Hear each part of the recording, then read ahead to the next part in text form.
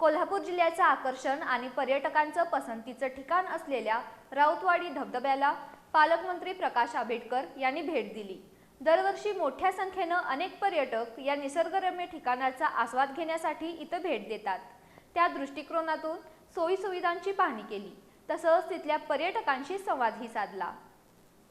राधानगरी अभयारण्याच्या वन्यजीव कार्यालयाजवळील पर्यटन निवासाची पाहणी करून लवकरात लवकर हे सुसज्ज निवास पर्यटकांसाठी सुरू करण्यासंदर्भात सूचना केल्या। तसंच तिथं कृत्रिम समुद्र किनारा तयार करण्याच्या आणि पर्यटन निवासाशेजारी 14 प्रकारचे ॲडव्हेंचर स्पोर्ट्स तयार करण्याच्या कामाचाही आढावा घेतला।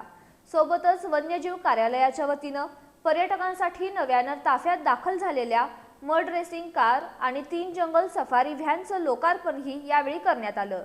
या प्रसंगी संजय गांधी निराधार समिती तालुका अध्यक्ष दीपक शेट्टी, युवा सेना तालुका प्रमुख मयूर पवार, शशिकांत बैलकर, भगवान पाटील, अजय भंडारी, अभिजित हुपरीकर, शरद पाटील, चैतन्य कोरगावकर, राजेंद्र चव्हाण, विशाल महाबळे आदी मान्यवर आणि नागरिक मोठ्या संख्येने उपस्थित होते।